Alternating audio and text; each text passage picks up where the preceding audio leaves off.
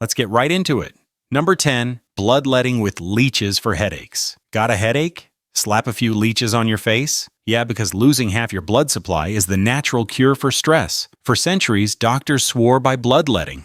Leeches, scalp cuts, whatever drained you fastest. Records show people literally fainted mid-treatment, which, to be fair, does distract from the migraine. The idea was that bad humors were floating around, so clearly draining you like a Capri Sun fixed everything. Imagine telling your boss, "Can't make the meeting, I need my forehead drained." Today, we know headaches often come from dehydration, stress, or blood vessel changes, not because your body is carrying too much evil juice. Ironically, modern medicine does use leeches in reconstructive surgery to improve blood flow. So yes, leeches are still on the payroll, but only this time they're not getting paid in skull juice. Number 9, mercury as a healing medicine. Mercury cures everything, right? If by cure you mean melt your organs. Ancient physicians loved dosing patients with mercury, whether for syphilis or stomach pain. Doctors even praised how it made patients salivate, because drooling and vomiting were signs it was working. Spoiler, those were signs of poisoning. Entire dynasties fell sick this way. Even Chinese emperors chugged mercury tonics, hoping for immortality. We complain when our vitamin gummies taste chalky, but imagine sipping liquid metal because the local apothecary said it would fix your rash. Here's the kicker. Mercury was sold in Western pharmacies well into the 20th century, branded as calomel. Now, we avoid mercury like it's nuclear waste, locking it in hazmat jars if a thermometer breaks. Once hailed as a life extender, today mercury is mostly known for, well, giving us Mad Hatter jokes.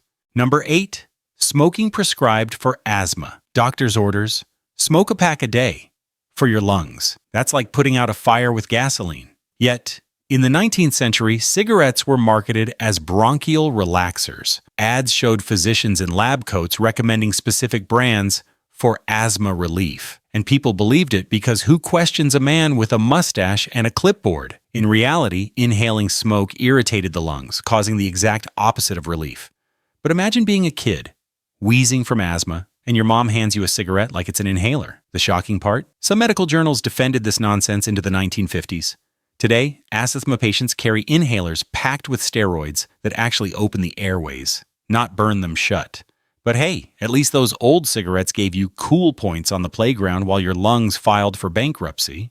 Number 7, heroin once sold as cough syrup. Got a cough?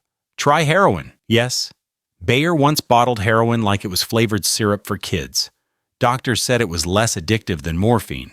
Spoiler, it wasn't. In fact, by 1912, heroin addiction was such a crisis, the US had to step in and restrict it. But before that, it was marketed as safe for children, which feels like the plot of the darkest Tom and Jerry episode ever. Parents dosed kids with literal street drug energy, then wondered why bedtime was a concert of hallucinations and carpet crawling. Relatable? Think about giving your kid a little Benadryl and watching them knock out. Now replace that with a narcotic that rewires your entire nervous system. The modern contradiction? Heroin is outlawed, but chemically similar opioids are prescribed daily, fueling yet another addiction epidemic. Turns out, the non-addictive cough syrup was just the gateway playlist for a century of crises. Number 6, radioactive water marketed as health tonic. Radioactive water, good for the bones. In the early 1900s, brands literally sold radium-laced drinks, marketed as miracle tonics. Ads claimed it boosted energy, cured arthritis, and even increased manly vigor. Spoiler, it boosted cancer cells instead. The most famous victim, Eben Byers, a wealthy socialite, drank bottles daily until his jaw basically dissolved. Imagine flexing at brunch. Yeah, I drink uranium for breakfast. What about you? The irony is, people thought the glowing bottles meant life force. Meanwhile, their bones were turning into glow sticks. Today, we panic if our microwave leaks radiation. Yet a century ago, people were sipping it casually, like LaCroix. And yes, the stuff was legal until the FDA stepped in during the 1930s. Proof that sometimes the brightest ideas are literally the deadliest. Number 5, electric shocks for depression cure. Feeling down? Let's fry your brain a little. Electroconvulsive therapy was the 20th century miracle cure for depression. Patients were strapped down and zapped like malfunctioning toasters. Shockingly, pun intended, it sometimes worked because the seizure could reset brain chemistry. But in practice, it was more like roulette. Memory loss, broken bones, and confusion were side effects. Imagine going in for therapy and coming out forgetting your own name, but also, hey, maybe less sad. Relatable? Think of rebooting your Wi-Fi router. You don't know why it works, but sometimes it does. The wild twist is that ECT is still used today, in a far gentler form, for severe cases resistant to drugs. Only now, patients get anesthesia, not just a doctor yelling, "Hold still while I light you up." Turns out, the cure for sadness wasn't happiness. It was a controlled lightning storm in your skull. Number 4, trepanation holes drilled into skulls. Bad vibes? Drill a hole in your head? Ancient healers believed opening the skull let evil spirits escape. So trepanation became a common treatment for seizures, migraines, and just existing. Archaeologists have found skulls with multiple healed holes, meaning some patients survived and came back for round 2. Imagine telling your dentist, "toothache," and he says, "Cool, let's drill your forehead." The practice sounds insane, yet versions lingered into the Renaissance. The contradiction? Modern neurosurgeons still drill into skulls, but with precision drills, microscopes, and anesthesia to relieve pressure or insert devices. So yes, technically, the cavemen and the brain surgeons share one hobby: head carpentry. The difference is, one gave you a chance at survival. The other gave you a story that ends with, "And that's why Ugg never complained of headaches again." Number 3, lobotomies for mood problems. Can't stop being sad? Let's scoop your brain like ice cream. In the 1930s, lobotomies were considered revolutionary. Doctors poked sharp instruments into patients' eye sockets, swishing around the frontal lobes.